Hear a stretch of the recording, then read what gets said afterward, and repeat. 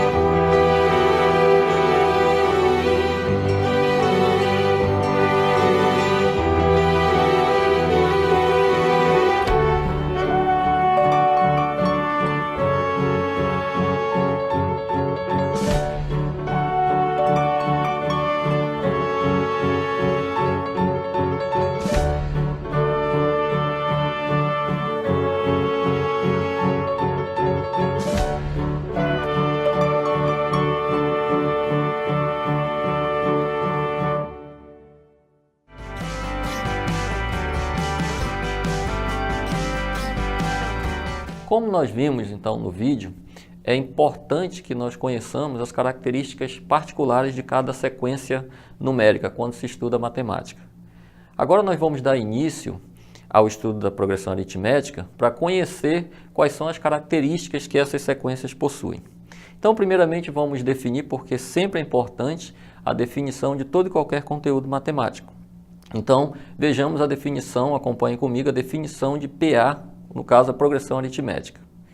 Chamamos de progressão aritmética a toda a sequência de número que nós vamos representar por A índice 1, A índice 2, A índice 3, até A índice N.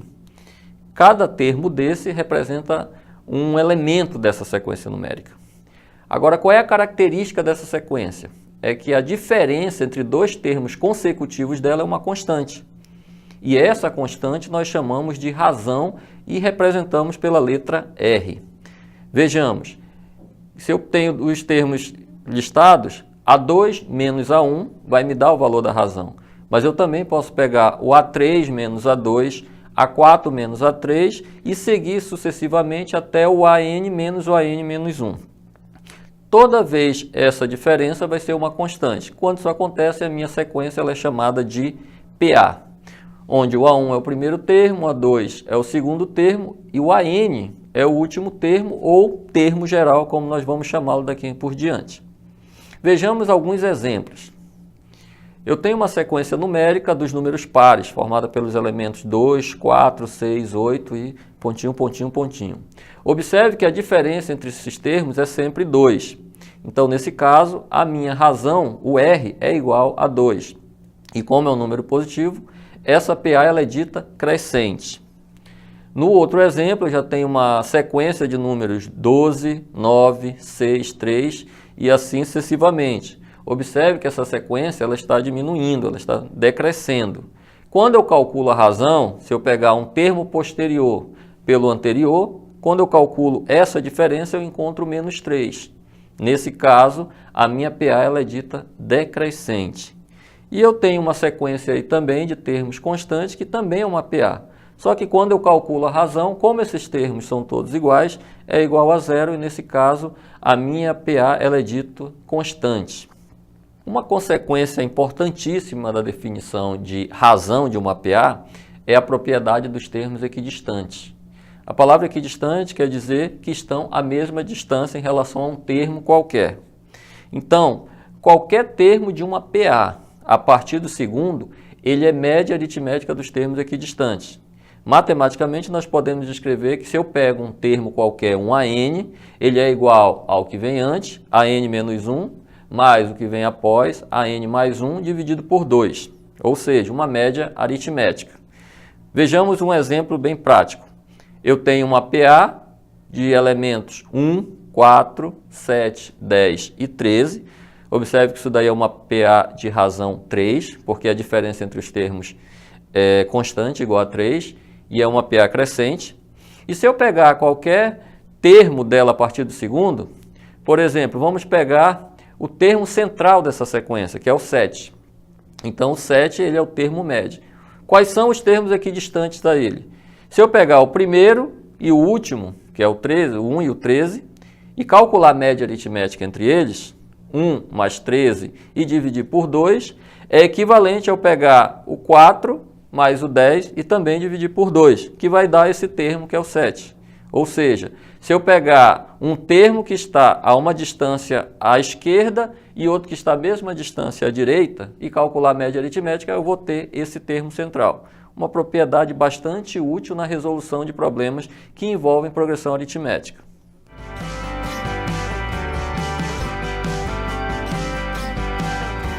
Quando falamos em progressão aritmética, uma das características mais importantes é a lei de formação dessa sequência. Essa lei de formação, que não deixa de ser uma função, é chamada de termo geral da progressão aritmética. Esse termo geral é representado pelo aquele termo AN que eu comentei lá quando eu defini uma progressão aritmética. O nosso objetivo agora é encontrar uma expressão que nos permita obter qualquer termo da PA através de quem? Da razão, de um termo ou de dois termos quaisquer. Okay? Então, o que nós percebemos quando eu tenho uma progressão aritmética? Que em toda PA eu tenho que o A2, por exemplo, ele é igual ao A1 mais a constante que é a razão. Se eu quero calcular o A3, eu vou pegar o A2 mais uma razão. Mas quem é o A2? Anteriormente eu vi que é 1 mais R. Se eu substituo, então eu vou ter que o A3 é 1 mais 2R. Da mesma forma, se eu quero calcular o A4 é o A3 mais a constante que é o R. Mas quem é o A3? Eu calculei anteriormente também, que é o A1 mais 2R. E quando eu substituo, eu passo a ter A1 mais 3R. Então, observe o que está ocorrendo. O A2 é A1 mais R. O A3 é o A1 mais 2R. O A4 é o A1 mais 3R. Então, dessa forma, eu posso escrever um termo qualquer, o AN, como sendo quem? O A1 mais N menos 1 vezes a razão. Onde o AN é o meu termo geral, o N é o número de termos que essa minha sequência tem, o A1 é o primeiro termo e o R é a razão. Então, isso nos permite o quê? Que eu encontre qualquer termo dessa sequência como função de A1 e R. Okay?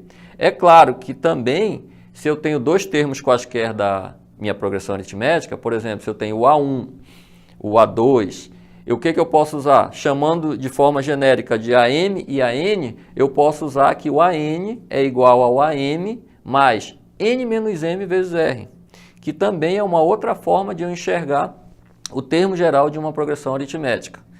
Vejamos como é que isso daí é aplicado nos exercícios.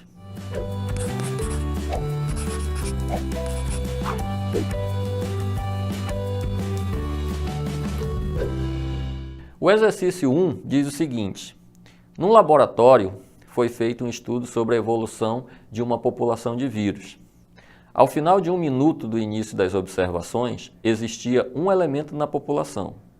Ao final de 2 minutos, existiam 5, e assim por diante.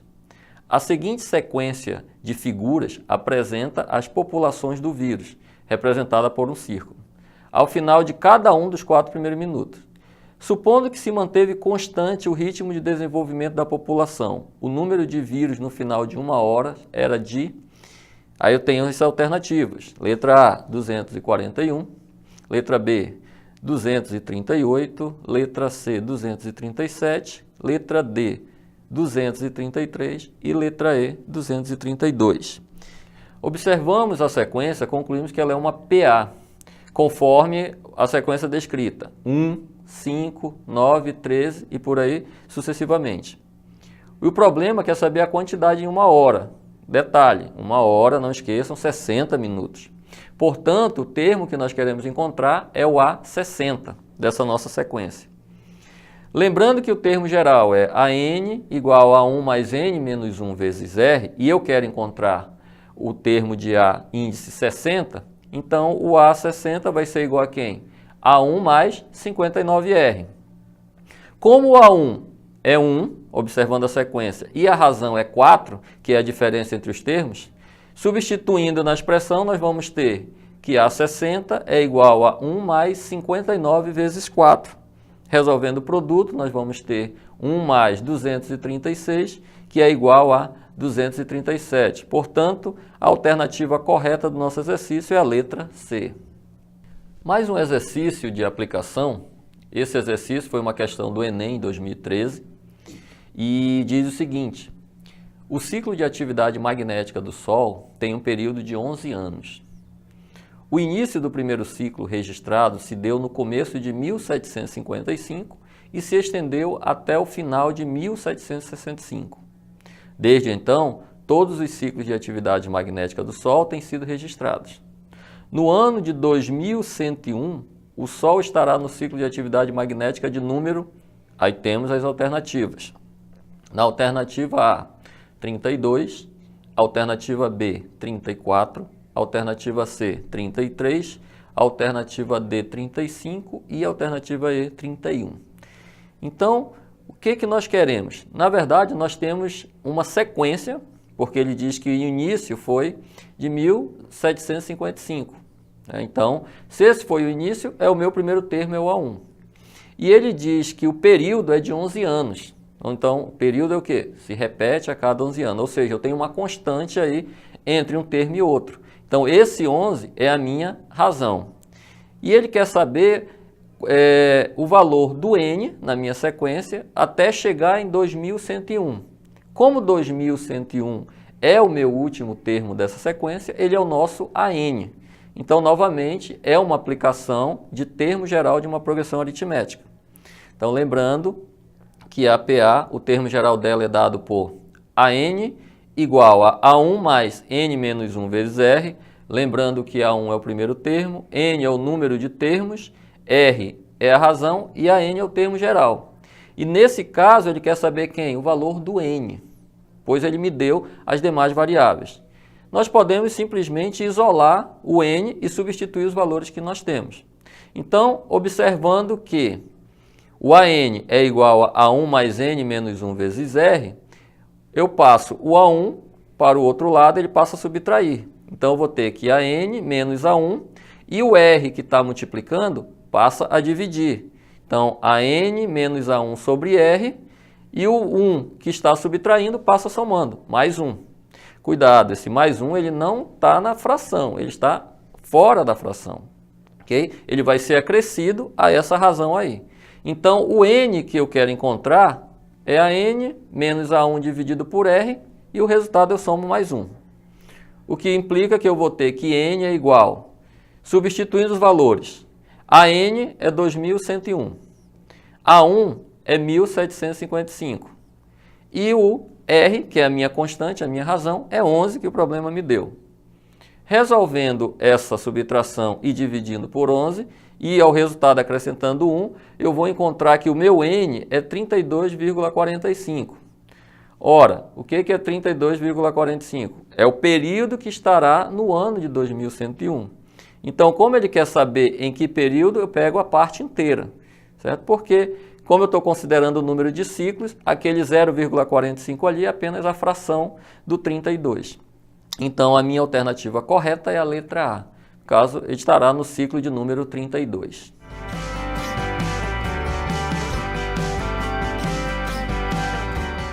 Agora que nós já sabemos calcular razão, calcular termo geral, sabemos a propriedade dos termos equidistantes, é importante que nós saibamos somar os termos de uma PA.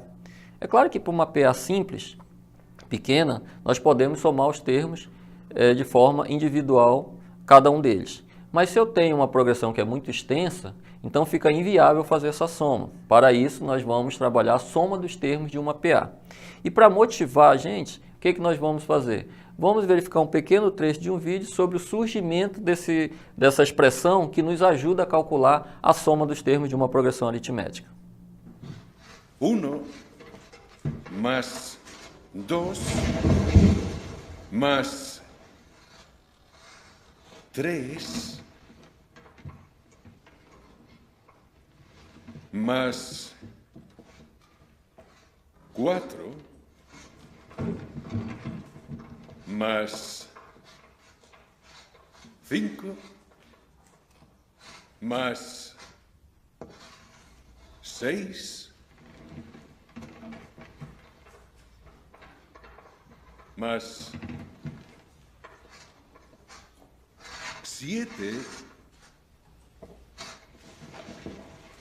y siguiendo de esta forma hasta llegar a 100. Y pobre del que me moleste antes de tener la solución.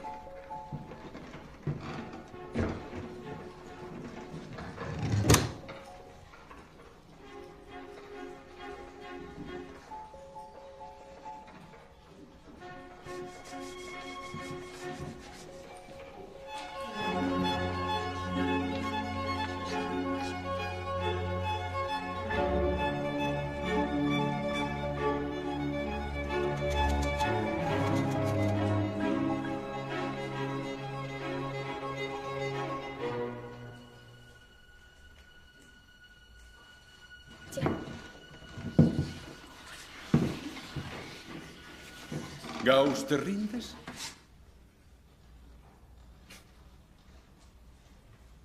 ¿De dónde has sacado esto?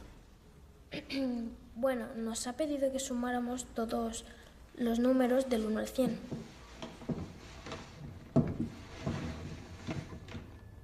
Uno más 100 da 101. 2 más 99 da 101. 3 más 98 da 101. Siempre da 101. Y eso se puede hacer 50 veces. 50 veces 101 da 5050. Como nós acompanhamos nesse vídeo, é importante destacarmos a importância do matemático Carl Friedrich Gauss para a matemática. Foi um matemático que contribuiu não somente na álgebra, mas também na geometria. E que novo descobriu essa ferramenta potente na hora de nós trabalharmos as sequências numéricas, que foi a soma dos termos de uma PA.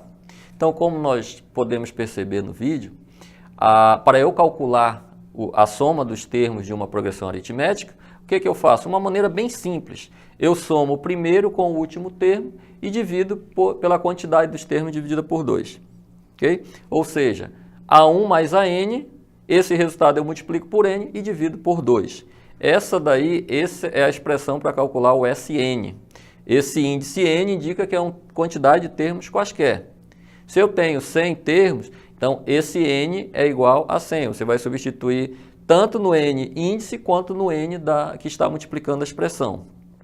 Então nós temos aí que o A1 é o primeiro termo, nós já conhecemos, o AN é o último termo ou o termo geral, o N é o número de termos e o SN é a soma dos termos, que é aquilo que geralmente nós queremos encontrar.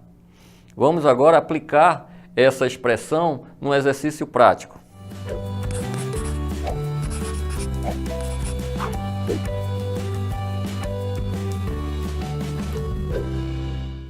Um exercício bem contextualizado, questões estilo Enem, né, que você tem um texto base e um enunciado. O problema diz o seguinte: jogar baralho é uma atividade que estimula o raciocínio. Um jogo tradicional é a paciência, que utiliza 52 cartas. Inicialmente são formadas 7 colunas com as cartas. A primeira coluna tem uma carta, a segunda coluna 2 cartas, a terceira tem 3 cartas, a quarta tem 4 cartas e assim sucessivamente até a 7ª coluna, a qual tem 7 cartas. E o que sobra forma o monte, que são as cartas não utilizadas nas colunas. A quantidade de cartas que forma o monte é, aí nós temos as alternativas, 21, letra B 24, letra C 26, letra D 28 e letra E 31. Vamos analisar o exercício. Questões contextualizadas, vocês têm que ter bastante cuidado porque informações que são dadas no problema vocês vão usar. Então observe, uma das informações que ele dá é a quantidade de cartas, né? Principalmente quem não joga carta. Quem joga sabe que tem 52 cartas, mas quem não joga está aí a informação. Então o meu total de cartas são 52. E aí ele vai formando em monte, ok? Nós podemos perceber que essa sequência de colunas que ele está formando nada mais é do que uma progressão aritmética, porque a primeira é 1, a segunda 2, a terceira 3, até a 7ª coluna que tem 7 cartas. E sobra, certo, uma quantidade de cartas aí que nós iremos analisar posteriormente. E ele quer saber qual é essa quantidade, que forma o monte, ok? O monte é a sobra. Então vamos lá, como nós podemos resolver esse exercício. Bom, para resolvermos essa questão, vamos indicar a progressão aritmética que nos é dada no problema da seguinte maneira. A1 vai ser 1, o A2 vai ser 2, o A3 vai ser 3 e o A7 é igual a 7. Sabemos que essa progressão ela possui 7 elementos e temos todos esses termos conhecidos, né? Então, se o primeiro termo é 1 e o último termo é 7, que é o AN, ou seja, o A7 é igual a 7, nós vamos calcular essa soma desses montes. Então, para isso, nós vamos usar a soma dos termos de uma progressão aritmética. Lembrando que SN é igual a quem? A1 mais AN dividido por 2 vezes N.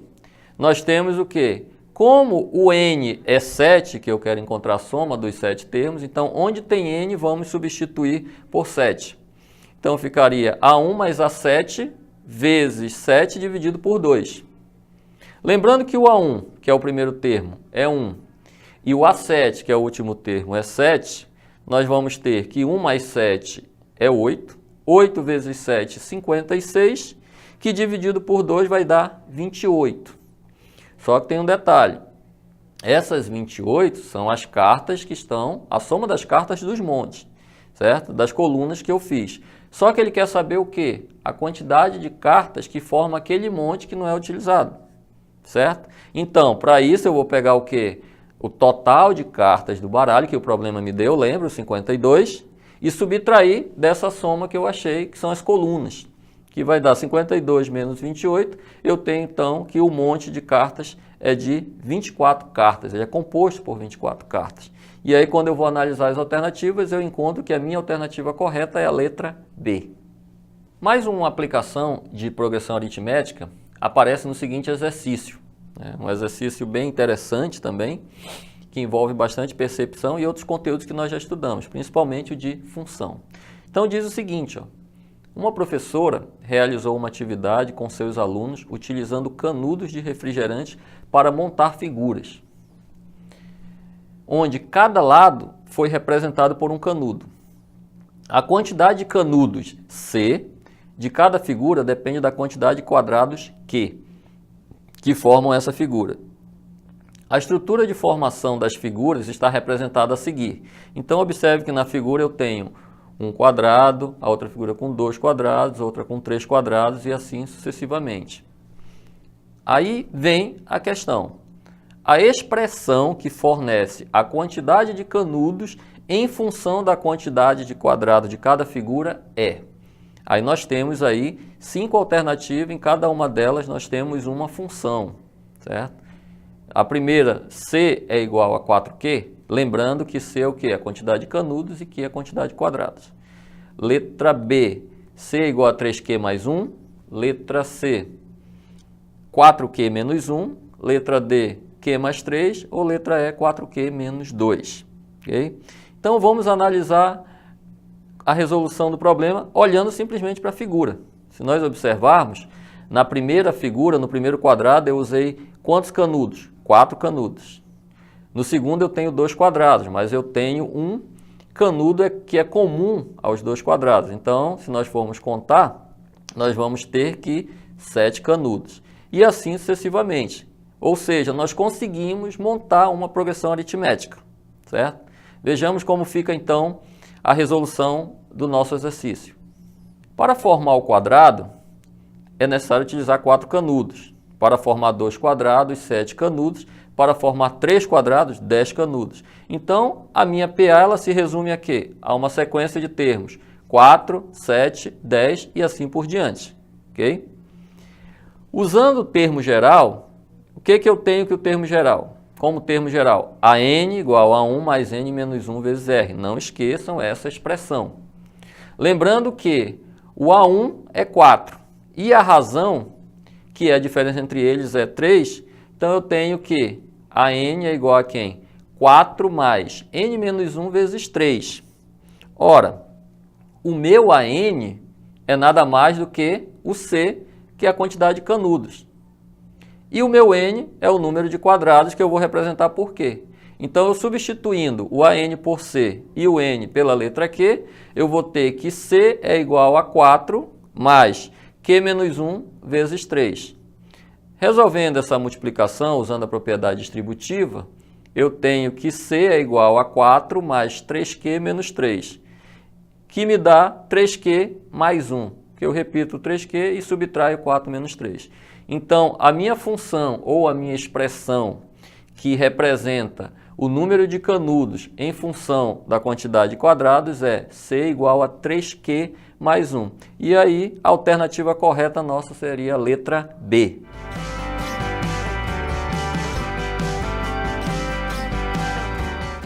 Bom, essa foi a nossa dica da aula de hoje sobre sequências numéricas, no caso a progressão aritmética. Espero que tenha ajudado. Estudem. Se perderem qualquer uma das aulas, entrem no site da UEA e mantenham-se atualizados. Até o nosso próximo encontro.